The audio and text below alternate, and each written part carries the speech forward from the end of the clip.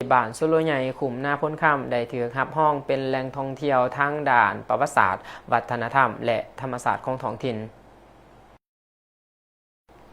พิธีประกาศรับห้องเอาบ้านสุโลใหญ่ขุมนาพ้นค่ำของเมืองสนะสมบูรณ์เป็นแหล่งท่องเที่ยวตามฤดูกาลทางด่านประวัติศาสตร์วัฒนธรรมและธรรมศาสตร์ของท้องถิ่นได้จัดขึ้นอย่างเป็นทางการในวันที่27มีนาที่ผ่านมา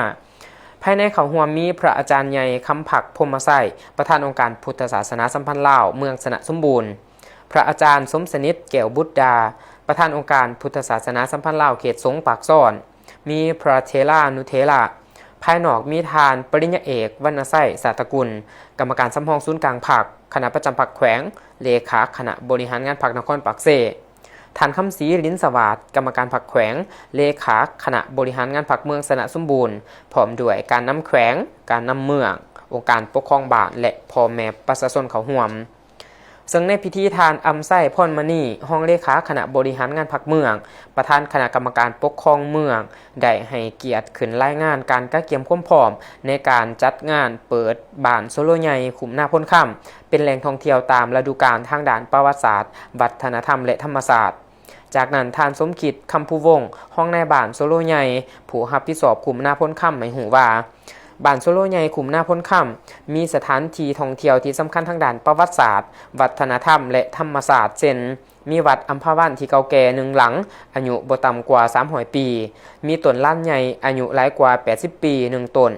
มีพระพุทธรูปองค์แสนที่ศักดิ์สิทธิ์1องค์น้ำหนักประมาณ600กิโลเฮ็ดด้วยทองสำริดที่เป็นมิ่งขวัญของชาวบ้าน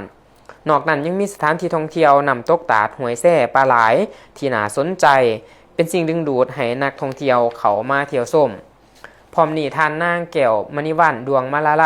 หัวหน้าของการวัฒนธรรมในการท่องเที่ยวเมืองก็ได้ผ่านขอตกลงของคณะกรรมการปกครองเมืองว่าด้วยการรับห้องเอาบ้านสุโลใหญ่ขุมนาพ้นค่ำเป็นแหล่งท่องเที่ยวตามฤดูกาลทางด่านประวัติศาสตร์วัฒนธรรมและธรรมศาสตร์ของท้องถิ่นโดยการมอบของทานคำศรีลิ้นสวัสดิ์กรรมการผักแขวงเลขาคณะบริหารงานผักเมืองสนะสมบูรณ์และหับโดยทานสมคิดคำภูวงศ์ห้องนายบ้านสุโลใหญ่ผู้หับพิสอบขุมนาพ้นค่ำในพิธีอันมีความหมายความสำคัญนี้การนำแขวงและการนำเมืองก็ได้เข้าร่วมพิธีรันของเก่าบาทเปิดป้ายเพื่อประกาศหับห้องเอาบ้านสุโลใหญ่ขุมนาพ้นค่ำเป็นแหล่งท่องเที่ยวตามฤดูกาลทางด่านประวัติศาสตร์วัฒนธรรมและธรรมศาสตร์ของท้องถิ่น